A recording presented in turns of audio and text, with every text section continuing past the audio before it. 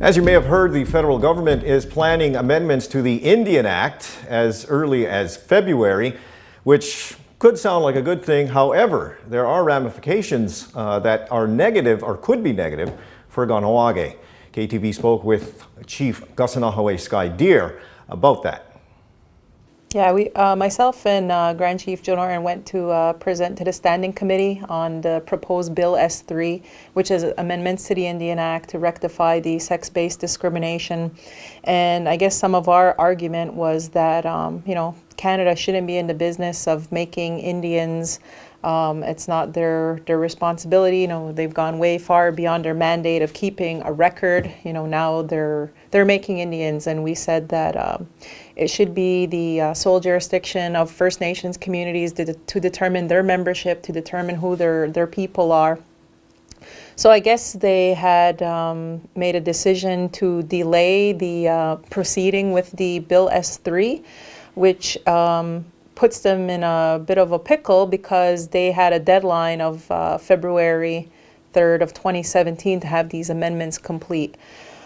At this point, I guess they want to do more consultation with First Nations. There was an article in the Gazette last week. I know it got a lot of people concerned because of some of the comments in there that, in the province of Quebec, people wouldn't be able to be registered at all.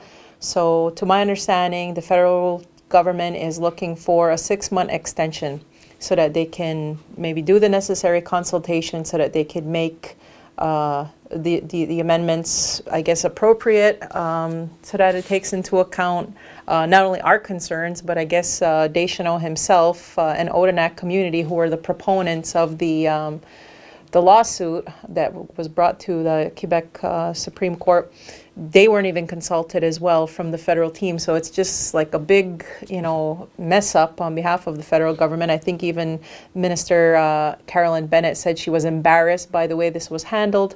So, I guess looking forward, we still have to do our due diligence on our end to ensure that membership and residency and the laws that we're trying to put in place for Kahnawake supersede whatever Canada's going to come up with.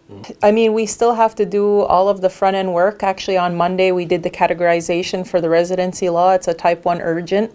So I guess in the next little while, the community will see more information flowing about why are we doing this, to get a little bit more background. I know people think that there's some hidden agenda, I guess, going on. We do have a community meeting coming up in February. Myself and Arlene are still the port chiefs on membership, and because we've separated now, we have a port chief identified for residency. It's Chief Rhonda Kirby. So if people have any questions or concerns, they could always contact us directly to give a better explanation, because I know this is a lot to grasp. There's so much going on. So yeah, I guess that's the general direction Council will be looking at in the next little while.